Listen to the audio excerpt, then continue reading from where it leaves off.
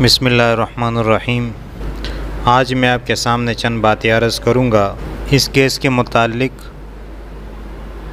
کہ آیا اس میں کون سچا ہے اور کون جھوٹا ہے۔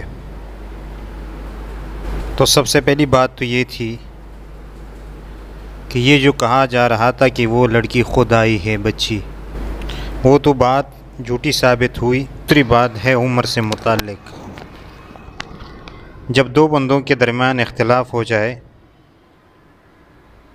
اور ایک کہے کہ میری عمر اتنی ہے اور دوسرا اس کا انکار کرے، جو دو دعویٰ کرے اس کے پاس ثبوت ہونی چاہیے، اور اپنے عمر بتانے کے لیے اور ثابت کرنے کے لیے وہ ثبوت پیش کرے کہ میری یہ عمر ہے۔ تو جب جس کے پاس ثبوت نہیں ہے اور جو مد مقابل جو دعویٰ کر رہا ہے، اس کی بات کا اعتبار کیا جائے گا کیونکہ اس کے پاس ثبوت ہے۔ اب مثال کے طور پر والدین اور بچے کے درمیان اختلاف ہو جائے، اب بچہ کہے کہ میری عمر اتنی ہے اور والدین کہے اتنی ہے، تو اس میں ثبوت چاہیے۔ تو ثبوت اس جگہ کا اعتبار ہوگا جہاں پر وہ پیدا ہوا ہے، جن کے سامنے پیدا ہوا ہے ان کے بات کا اعتبار کیا جائے گا۔ اور مثلا اگر کوئی اسپتال میں پیدا ہوا ہے تو اس اسپتال کے جو ڈاکومنٹس ہے، جو کاغذات ہے، جو کارڈ ہے، اس کو دیکھا جائے گا۔ اگر وہ صحیح ہے اس کو چیک کیا جائے گا۔ تو اگر وہ اس کے اوپر دعویٰ کرے کہ نہیں یہ لوکل ہے، یہ اوریجنل نہیں ہے، یہ بنایا گیا ہے، تو پھر اس کو چاہیے کہ اس کو گواہوں سے ثابت کرے کہ یہ جعلی چیز ہے، یہ اصلی نہیں ہے۔ جب وہ اس کو بھی جعلی ثابت نہ کر سکے تو پھر وہی بات مانی جائے گی جو مد مقابل کر رہا ہے۔ تو یہاں پر بھی اگر ہم دیکھیں، بچی جو دعویٰ کر رہی ہے کہ میری عمر اتنی ہے، اس کے پاس کوئی ثبوت نہیں ہے، اور جو مد مقابل ہے اس کے پاس ثبوت ہے، لہٰذا ہم اس کا اعتبار کریں گے۔ باقی میڈیکل وہ جب جہاں پر شبہ ہو جائے کیا اصل بات کیا ہے، تو اس صورت میں یہ کیا جاتا ہے، لیکن وہ خود ڈاکٹر حضرات کہتے ہیں کہ یہ حتمی نہیں ہوتا، اور ہمیں بھی قرآن و حدیث کا مطالعہ یہ بتاتا ہے کہ اس طرح کے معاملات وہ حتمی نہیں ہوتے۔ قرآن میں سورۃ لقمان میں اللہ تعالیٰ نے 5 باتوں کا ذکر کیا ہے کہ اس کا علم سوائے اللہ کے کسی اور کے پاس نہیں ہے۔ ان میں سے ایک یہ ہے کہ جو بچہ ماں کے پیٹ میں ہے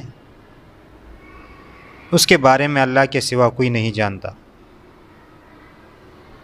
اکثر ایسا ہوتا ہے کہ الٹرا ساؤنڈ کیا جاتا ہے اور بتا دیا جاتا ہے کہ یہ لڑکا ہے، بعد میں وہ لڑکی پیدا ہو جاتی ہے، ہمارے مشاہدے میں ہے، یا بتا دیا جاتا ہے اس کے برعکس کہ لڑکی ہے اور لڑکا پیدا ہو جاتا ہے۔ تو یہ حتمی نہیں ہے، کیونکہ اس کا تعلق علم غیب سے ہے، اور ہمارا عقیدہ اور یقین یہ ہے اور ہمارا دین یہی کہتا ہے غیب کا علم صرف اللہ تعالیٰ کے پاس ہے اور کسی کے پاس نہیں۔ تو یہ غیب کا علم ہے۔ اسی طرح امام ابو حنیفہ رحمۃ اللہ علیہ کے دور میں ایک شخص نے خواب دیکھا۔ اس نے خواب میں کسی فرشتے کو دیکھا اور فرشتے سے پوچھا کہ میری عمر کتنی ہے، تو فرشتے نے آگے سے ہاتھ سے اشارہ کیا۔ تو وہ جب جاگا تو اس نے لوگوں سے پوچھا، تو کسی نے بتایا کہ 5 دن ہے، کسی نے کہا کہ 5 سال ہے، کسی نے کہا 5 مہینے ہیں۔ جب یہ بندہ امام ابو حنیفہ رحمۃ اللہ علیہ کے پاس آیا، ان سے پوچھا، تو امام صاحب نے جواب دیا کہ یہ اشارہ ہے قرآن کی اس آیت کی طرف کہ 5 چیزوں کا علم اللہ کے سوا کسی کے پاس نہیں ہے۔ تو لہٰذا یہ نہیں ہے کہ 5 مہینے یا 5 دن ہے، یہ تو اللہ بہتر جانتے ہیں کتنی آپ کی عمر جو ہے وہ باقی ہے۔ تو یہ حتمی چیز نہیں ہے۔ تیسری بات میں یہ عرض کروں گا کہ جھوٹ سے اپنے آپ کو بچائیں۔ لیکن مصیبت یہ ہے کہ اس معاشرے میں جھوٹ کثرت سے بولا جاتا ہے، اور اس کی وجہ یہ ہے، احمد کی روایت ہے کہ آپ صلی اللہ علیہ وسلم نے فرمایا لا تقوم الساعة حتى تظهر الفتن ويكثر الكذب، قیامت قائم ہونے سے پہلے فتنے ظاہر ہوں گے اور جھوٹ بکثرت ہوگا۔ اسی طرح بخاری میں بھی ایک روایت ہے، اللہ کے رسول صلی اللہ علیہ وسلم فرماتے ہیں ان بین یدی الساعۃ کذابین فاحذروہم، کہ قیامت سے پہلے جھوٹے لوگ ظاہر ہوں گے، ان سے اپنے آپ کو بچائیں۔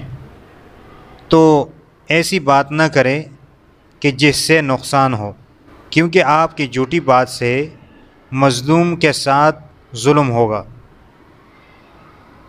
اور اس کا حساب آپ کو دینا پڑے گا۔ اگر آپ اس کے لیے تیار ہیں تو پھر آپ کی مرضی ہے جو کرنا چاہتے ہو۔ اور آخری بات یہ کہ جب وہ مجرم نہیں ہے تو رونا کس بات کی، وہ قانون کے سامنے ہو جائیں گے، اور اگر وہ صاف ہے تو خود بخود بری ہو جائیں گے، اگر مجرم ہے تو پس جائیں گے۔ تو لہٰذا یہ رکاوٹ نہیں ڈالنی چاہیے، اس میں جو حق پر ہوگا انشاءاللہ اس کے ساتھ انصاف ہوگا۔